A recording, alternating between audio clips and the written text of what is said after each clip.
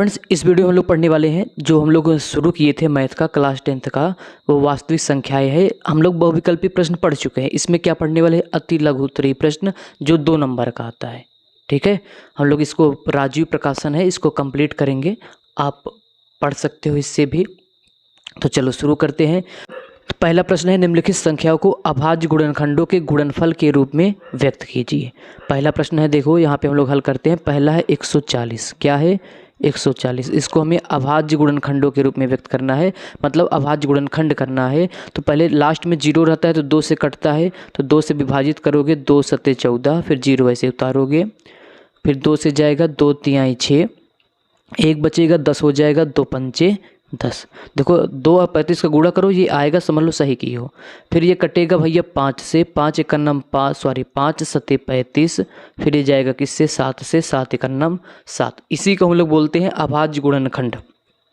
तो 140 का अभाज्य गुणनखंड क्या हो जाएगा? देखो ये 2 और ये 2 और ये 5 और ये 7 गुणा के रूप में लिख दो। तो आप इसको लिख सकते हो 2 गुणे 2 गुणे 5 गुणे 7। अगर और इसको अच्छे से लिखना चाहते हो तो मतलब घात के रूप में लिखना चाहते हो तो 2 यहाँ पे कितनी बार आया है? 2 बार, अर्थात जितनी बार आता है उसकी पावर चली जाती है उतनी, 2 की घात 2, और गुणे यहाँ पे 5 और गुणे कितना? 7। पावर 1 लगाना चाहते हो तो लगा देना। तो इसी को हम लोग बोलते हैं अभाज्य गुणनखंडों के रूप में व्यक्त करना। ठीक है, तो चलो हम लोग दूसरा लगा देते हैं। आप तीसरा और चौथा होमवर्क करना ताकि आपको भैया टाइम भी बच जाए। थोड़ा बहुत कुछ करोगे अपने आप से तभी आएगा। तो चलो दूसरा क्या है? 156। देखो 2022 में आया है, 23 में आया है, तो 156 का अभाज्य गुणनखंड करना है। तो फिर से वही लास्ट में अगर 0 2 4 6 8 हो तो 2 से विभाजित कर सकते हो। तो 2 सत्ते 14, तो ये हो जाएगा, 1 करोगे 16 हो जाएगा, 2 अट्ठे 16। ठीक, फिर 2 से जाएगा 2 तिहाई 6 और 2 नवा 18। फिर ये 3 से विभाजित होगा, 3 एकन्नम 3, 3 त्रिक्का 9, फिर ये 13 से। एक बात याद रखना, हमें केवल अभाज्य संख्या से ही काटना होता है। जैसे 2 अभाज्य है, 3 अभाज्य है, 13 अभाज्य है, यहाँ पे 5 अभाज्य था, यहाँ पे 7 अभाज्य था। ठीक, अब अगर हम लोग बात करें 156 का अभाज्य गुणनखंड क्या है, आप इसको नीचे ऐसे लिखना। तो 156 का अभाज्य गुणनखंड कितना है भाई? 2 2 3 और 13, मतलब 2 गुणे 2 गुणे 3 गुणे 13। अगर इसको पावर के रूप में अर्थात घात के रूप में लिखना चाहते हो तो 2 की घात 2 गुणे 3 गुणे 13 दे सकते हो। यहाँ पे यही हल भी किया गया है इसमें। तो ये डायरेक्ट हल किया तो हम लोग इसको निकालोगे ऐसे, फिर जो आएगा उसको लिख दोगे। तो ये रहा इसका आंसर। तो आप क्या करोगे भैया? ये क्वेश्चन नंबर तीसरा लगाओगे और क्वेश्चन नंबर चौथा लगाओगे। उसका उत्तर भी आप यहाँ पे मिल सकता है, देख सकते हो, यहाँ पे ये है, लेकिन आपको इसको अपने मन से लगाना है। ठीक, चलो अब आगे हम लोग बात करते हैं क्वेश्चन नंबर 2 पे। तो समझते हैं पहले क्वेश्चन नंबर 2 क्या है। देखो क्वेश्चन नंबर 2 है कि पूर्णांकों के निम्नलिखित युग्मों के एचसीएफ और एलसीएम ज्ञात कीजिए। मतलब जो नीचे दिया गया है, देखो 2 के रूप में अर्थात जोड़ा के रूप में, इसी के एलसीएम भी निकालना है और एचसीएफ भी निकालना है। और हमें फिर क्या बोल रहा है कि इसकी जांच कीजिए कि 2 संख्याओं का गुणनफल जो होता है वो एचसीएफ गुणे एलसीएम के बराबर होता है। मतलब हमें इसे सिद्ध भी करना है इसमें रख कर जो दिया गया है। तो आइए हम लोग इसको 2 है, 1 लगाएंगे, 1 आपके लिए होगा। 1 कौन लगाएगा भैया? 1 आप लगाओगे, दूसरा आप लगाओगे, पहला हम लगा देते हैं। तो पहला अगर आपको जूम करके दिखाए तो ये 26 लिखा है, ये 91 लिखा है। अगर आपको अच्छे से ना दिखाई दे तो हम बोल दे रहे हैं 26 और 91 का हमें एलसीएम भी निकालना है और एचसीएफ भी निकालना है, क्योंकि प्रश्न में बोला गया है, यहाँ पे देख सकते हो। और हमें ये बोला जा रहा है कि इसको आप इसमें रख के जाँच भी करो। मतलब जो 2 संख्या है इसका अगर गुणा करो और चाहे एचसीएफ और एलसीएम जो निकाले रहोगे उसका गुणा करोगे तो दोनों बराबर आना चाहिए। आइए हम लोग चेक कर लेते हैं। तो पहला है 26 और 91। पहला क्या है? 26 और 91। तो इसका हम लोग क्या करते हैं? देखो एचसीएफ एलसीएम तो अभाज्य गुणनखंड से निकालेंगे, आप भागफल से भी निकाल सकते हो। तो 26 और 91 का हम लोग एचसीएफ और एलसीएम निकालने वाले हैं। तो इसको आप बताए ही है, पिछले वीडियो में बता चुके हैं, उसको आप ज़रूर देखिएगा। तो चलो भैया, तो 26 कौन कौन सा देखिए आप, पहला संख्या कौन सा है भैया? एक 26 दिया गया है और दूसरा कितना दिया गया था? 91 दिया गया था। इसका एलसीएम एचसीएफ निकालना है। तो सबसे पहले जो संख्या दिया रहता है उसका अभाज्य गुणनखंड करते हो। जैसे 26, अगर 26 का अभाज्य गुणनखंड हम लोग यहाँ पे करें तो 26 का अभाज्य गुणनखंड यहाँ पे करो भैया, तो 2 एकन्नम 2, 2 तिहाई 6, फिर 13 से जाएगा ये 13 एकन्नम 13, तो 26 का अभाज्य गुणनखंड कितना आया 2 गुणे 13, जो यहाँ पे आता है उसी को हम लोग लिख देते हैं। 2 गुणे कितना आया था 13 आया था। ठीक है, अगर इसको घात के रूप में लिखना चाहते हो तो लिख दो भैया 2 की घात 1 है और 13 की घात 1 है। पहले हम लोग बताए थे नियम ना, वो पढ़े रहोगे तो ये अपने आप समझ में आ जाएगा। तो हमें एचसीएफ निकालने के लिए नियम बताए थे, एलसीएम पहले 91 है, पहले इससे निपट लो भैया। तो 91 का भी अभाज्य गुणनखंड करोगे तो 91 7 से कटेगा, 7 एकन्नम 7, 7 त्रिक 21, मतलब 7 13 में 91। ठीक, ये 13 7 91। अब ये 13 खुद से जाएगा, मतलब 13 एकन्नम 13, तो इसका एलसीएम इसका 91 का अभाज्य गुणनखंड कितना हो जाएगा 7 गुणे कितना 13। तो इसको पावर के रूप में लिखना चाहते हो तो 7 की घात 1 गुणे 13 की घात 1। तो देखो पहले हम लोग एचसीएफ निकालने जा रहे हैं, तो एचसीएफ निकालने का रूल हम लोग ये बताए थे कि एचसीएफ में आप कॉमन देखते हो, कॉमन देखोगे और उसकी न्यूनतम घात, कॉमन की न्यूनतम घात का गुणनफल। देखो इसमें 2 है, इसमें 2 नहीं है, देखो इस वाले में 2 है लेकिन इसमें 2 नहीं है, तो जो कॉमन रहेगा हम लोग उसी की बात करेंगे। तो कॉमन तो 2 है नहीं, इसमें 7 है, इसमें भी 7 नहीं है, तो कॉमन हमें केवल 13 दिख रहा है। तो 13 की न्यूनतम घात, देखो इसमें 13 की घात 1 है, ये भी 13 की घात 1 है, न्यूनतम भी, इसका मतलब न्यूनतम भी 1 ही हुआ। तो जो न्यूनतम होगा उसी को लिख दोगे, तो इसका हो जाएगा एचसीएफ। तो इसका न्यूनतम कितना आया 13। ठीक, तो ये हो गया एचसीएफ। एलसीएम निकालो, एलसीएम निकालने का फिर से अभाज्य गुणनखंड करोगे तो सेम रहेगा। देखो एलसीएम में जो कॉमन होता है उसकी अधिकतम घात, और जो कॉमन नहीं होता है वो संख्या ऐसे उतार के गुणा करा देते हो। जैसे यहाँ पे 2 है तो इसमें 2 नहीं है, इस 2 को लिखोगे, इसमें 7 है, इसमें 7 नहीं है तो भी आप लिखोगे। मतलब एचसीएफ में कॉमन होता है उसकी न्यूनतम, एलसीएम में कॉमन हो या ना हो सबको लिखना है, जो कॉमन होता है उसकी अधिकतम घात लिख दोगे। इसमें कॉमन देखो 13 की घात 1 है, इसमें भी 13 की घात है, कि मतलब यही न्यूनतम है और यही अधिकतम भी है, मतलब 13। यहाँ पे 13 भी लिखोगे। तो अब इसका गुणा करा दो, 2 सते 14 कितना हो जाएगा 2 सते 14 और गुणे कितना 13।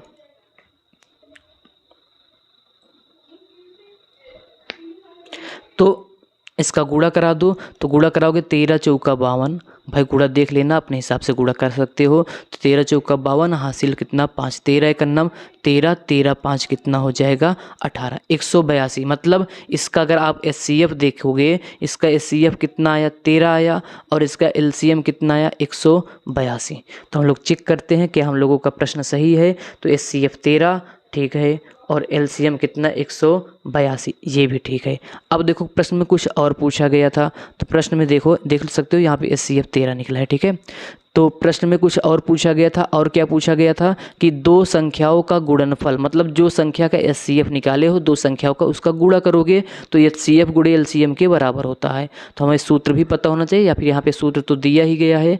तो मतलब इनका कहने का मतलब ये है 2 संख्या है, मतलब जिनका आप एचसीएफ निकाले हो, किसका निकाले थे, इसको अगर पहली संख्या को ए मान लो, दूसरे को बी मान लो, तो बराबर कितना होना चाहिए एलसीएम गुणे एचसीएफ के क्या होना चाहिए, ये बराबर होना चाहिए। पहली संख्या कितना था 26 था और दूसरा कितना था 91 था ना, शायद यही था, हाँ ठीक है यही था। एलसीएम आप कितना निकाले थे 182 ही निकाले थे, और एचसीएफ कितना निकाले थे 13 निकाले थे। आप देख सकते हो, आप पीछे जाके देख सकते हो, इसका एलसीएम कितना निकला है 82 निकला है, एचसीएफ कितना निकला है 13 है, और पहली संख्या 26 है, दूसरी संख्या 91 है।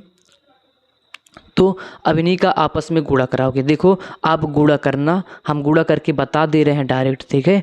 तो इसका गुणा कराओगे तो आएगा 2366, मतलब 2366। इसका भी गुणा कराओगे तो कितना आएगा 2366।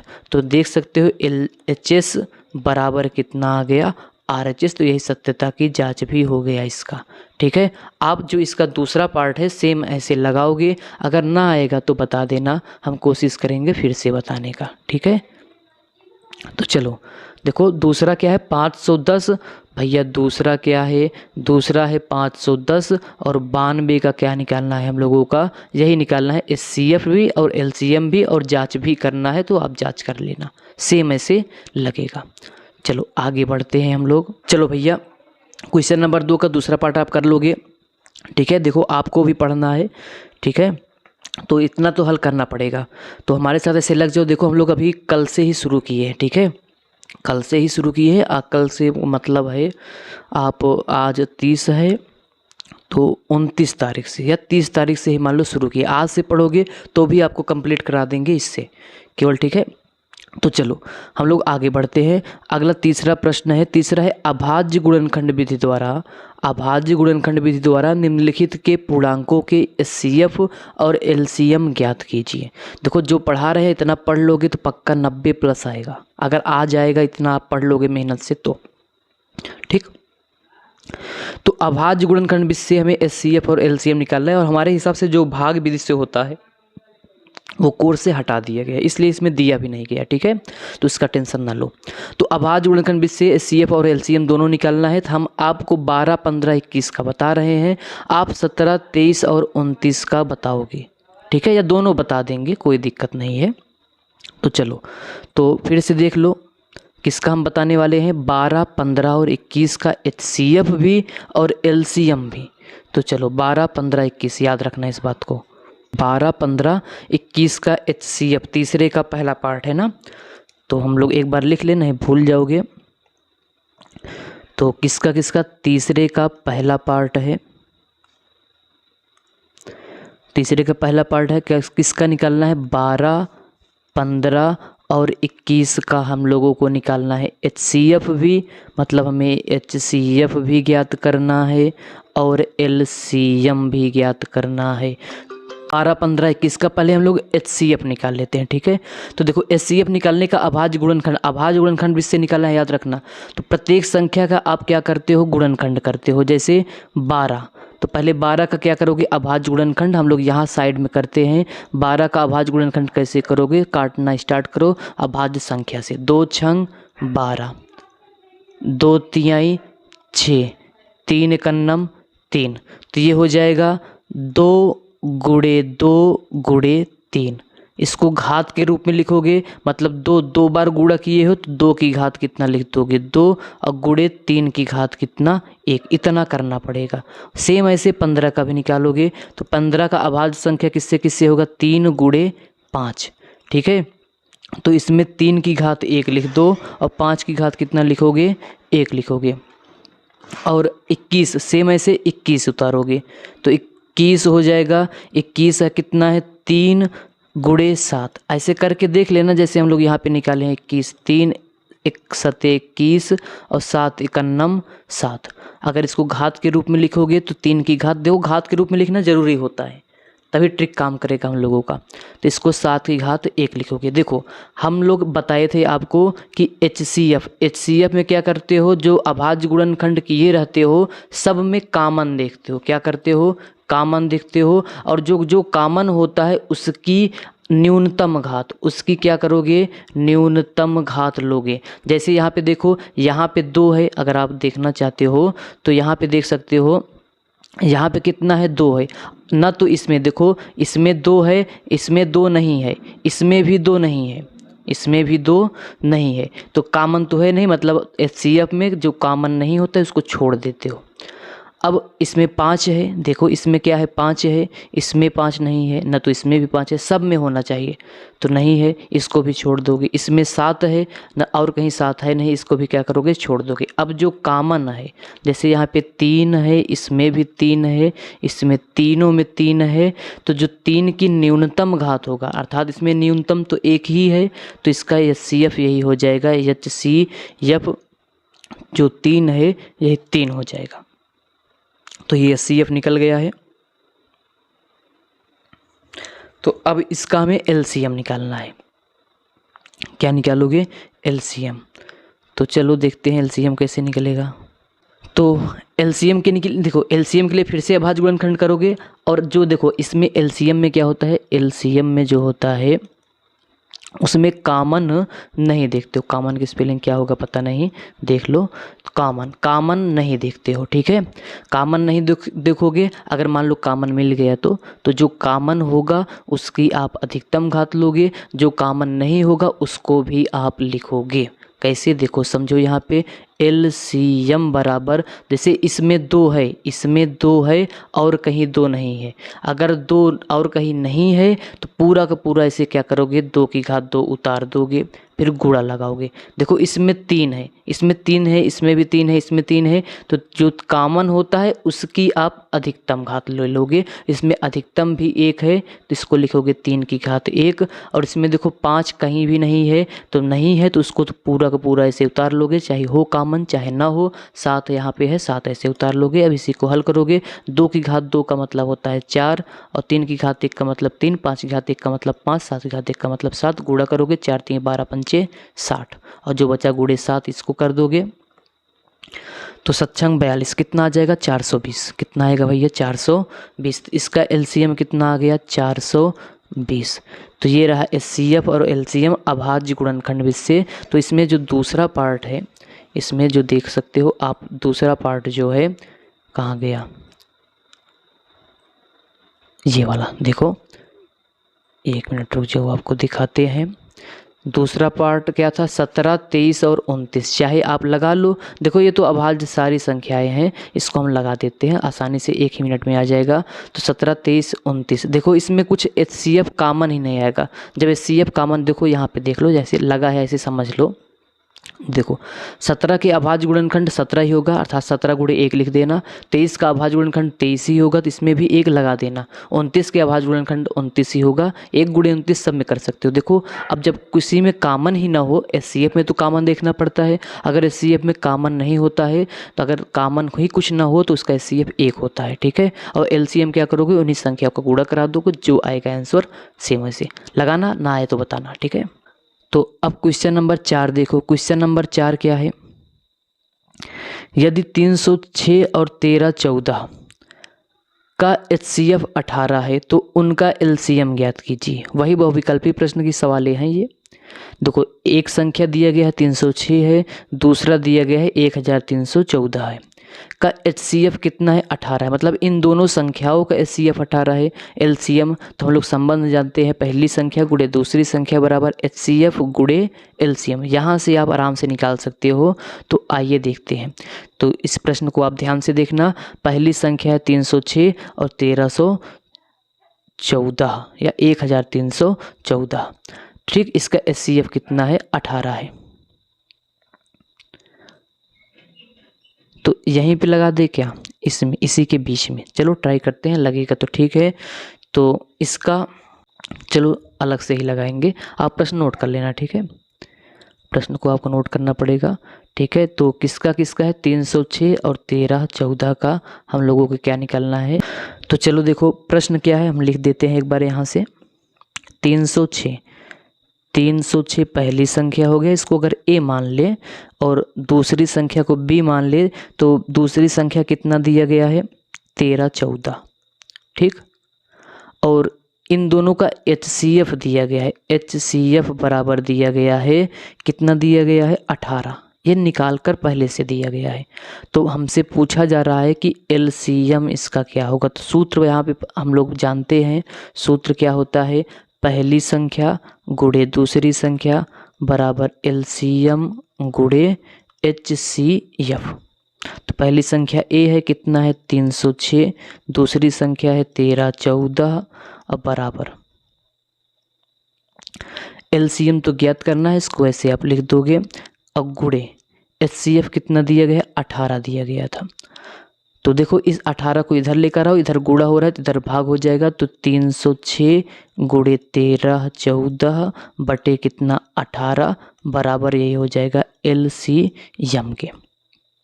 अब अगर ये विभाजित हो तो काट दो इसको, जैसे अगर हम लोग 2 से काटें तो 2 9 18, 2 1 9 2, 2 5 10, ठीक। फिर 2 3 6, ये 3 से काट सकते हो इसको, 3 त्रिका 9, तो 3 5 15, 3 1 9 3, इससे भी कट गया। और 17 का 17, 17 दूनी 34, 17 त्रिक 51, मतलब 3 से 51 को भी काटोगे तो 17 आएगा। कितना आएगा, 17 आएगा। तो 17 आया, तो यहाँ पे लिखोगे 17 और गुणे 13 14 बराबर कितना, LCM। इसी को गुणा कर दो, जो आएगा आंसर होगा।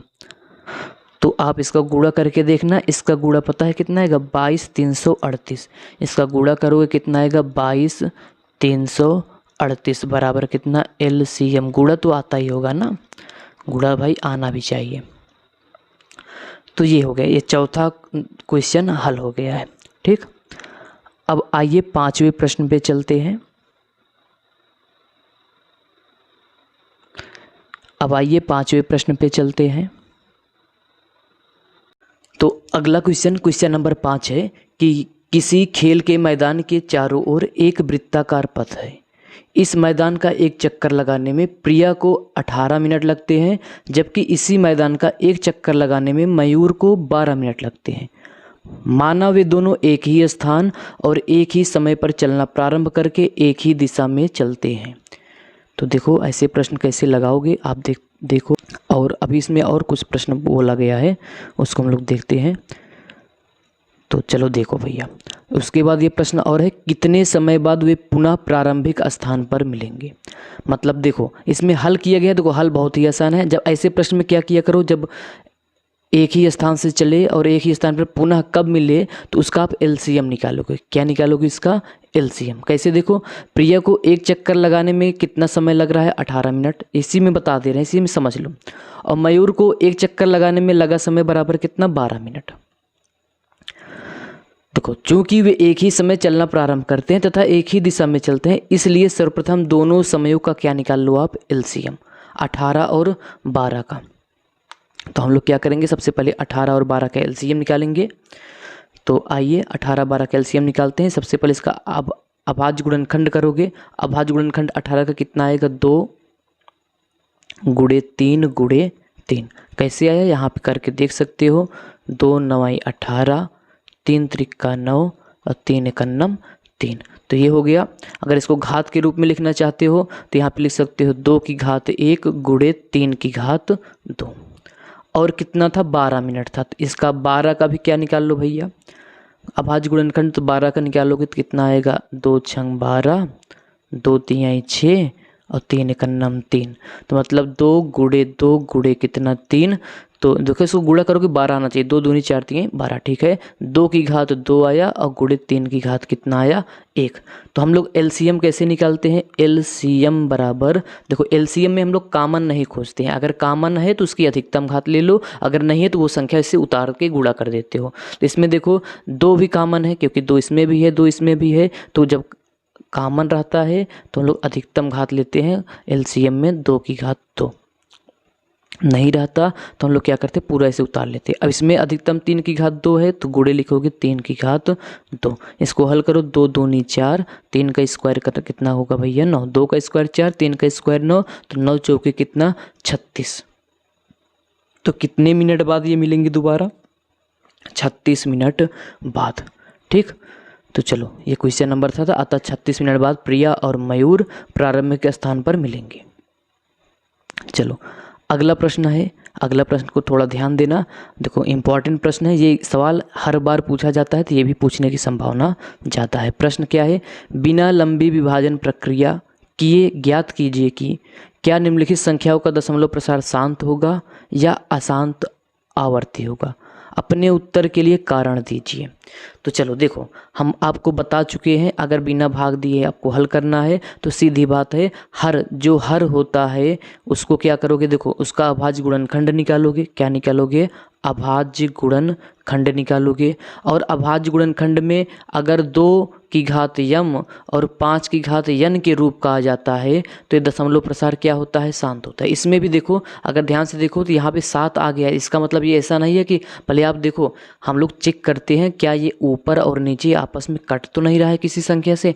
अगर कट रहा है तो पहले उसको काट कर तब चेक करना, ठीक है, नहीं तो गड़बड़ हो जाएगा। कैसे देखो 907 पहला लगा रहे हैं, दूसरा आप बताना, ठीक है। 987 बटे 105, मतलब 105 का मतलब 105 और डबल 0 है, ठीक है, ऐसे समझो। तो हम लोग यहाँ साइड में करेंगे इसको। चलो 987 है, हम लोग यहाँ पर चेक करते हैं। तो यहाँ पे लिखते हैं 987 बटे कितना है 105 डबल 0। पहले देखो चेक कर लो क्या ये आपस में एक दूसरे से कट तो नहीं रहे हैं। पहले हम लोग इसका अभाज्य गुणनखंड कर लेते हैं तब बात करेंगे। तो यहाँ पे हम लोग निकालते हैं 1500 इकाई दहाई सैकड़ा हजार 10,000 10,500 सॉरी, ठीक। तो भाई ये 2 से विभाजित तो होगा क्योंकि लास्ट में 0 है, तो 2 पंचे 10, ठीक। 2 दूनी 4, फिर 1 हो जाएगा 10 हो जाएगा, 2 पंचे 10, फिर कितना 0, फिर 2 से जाएगा 2 दूनी 4, 2 छंग 12, 2 दूनी 4, 2 पंचे 10। अब ये 5 से जा सकता है तो 5 25, 5 दूनी 10, 5 25, फिर 5 से जाएगा 5 51 5, 0 बढ़ाओगे 5 25, भाग देकर देखो 525 में 5 से भाग देकर देख लो 5 51 5, भाई संख्या उतारे हो भाग नहीं गया तो यहाँ पे 0 बढ़ाओगे फिर 5 उतार सकते हो 5 25, जो आता है यहीं पे यहाँ पे लिखते हैं, ठीक। चलो 5 दूनी 10, 5 51 5, फिर किससे जाएगा 3 से जाएगा, 3 7 21। देखो हम लोग इसका क्रम इधर उधर कर सकते हो, हम लोग 3 से पहले से ही काट सकते थे, कोई दिक्कत नहीं, बाद में काट दो, कौन सा क्रम हमें ज़रूरी है। तो हम लोग कर दिए, क्या कर दिए भैया, इसका अभाज्य गुणनखंड किसका 10,500 का, ठीक। और 987 का भी करके देख लो, 987 का भी अभाज्य गुणनखंड करो। देखो हर में इसलिए चेक करते हैं, अब तो भाई इसमें 3 7 आ गया तो हम लोग चेक करेंगे क्या ये 3 7 से संख्या कट तो नहीं रही है। अगर 3 से 7 से कटेगा तो हम लोग तब इसको पहले हल करके करोगे, ठीक है। उसमें 3 7 आया तो हम लोग अब अंश में चेक कर लेते हैं कि क्या इसमें ऊपर भी 3 7 आए, तो हो सकता है 3 और 7 से कट जाए, तब 2 और 5 के रूप में आ जाएगा। जैसे इसको 3 से भाग दोगे तो 3 त्रिक 9, 1 मिनट शायद यहाँ पे दिख नहीं रहा होगा आपको, इसको साइड में करेंगे।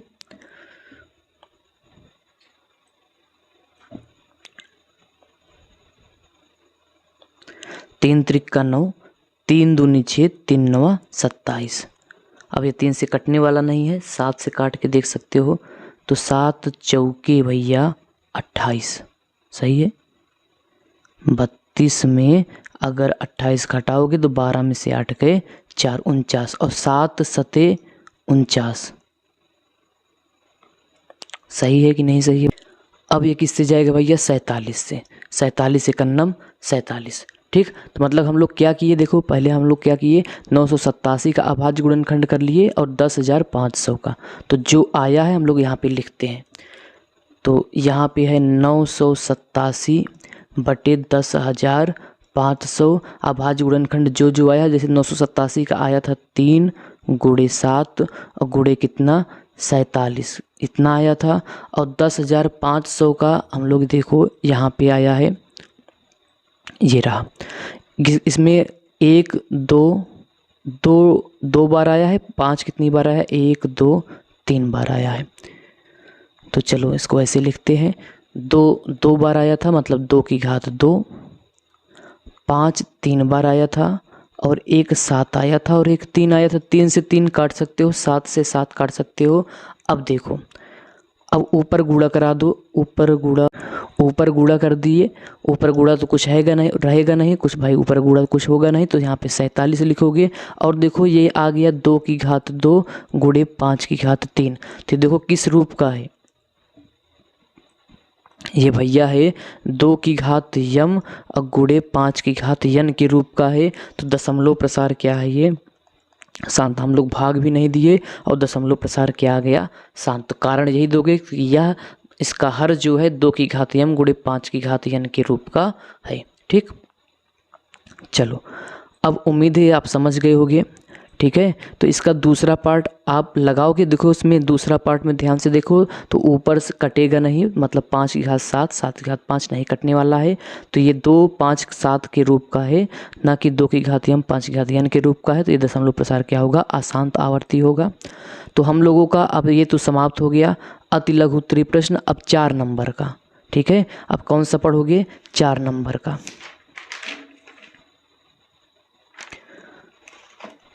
तो 4 नंबर का पढ़ोगे तो 4 नंबर का हम लोग अगले वीडियो में लेकर आएंगे, ठीक है, नहीं तो वीडियो बहुत लंबा हो जाएगा।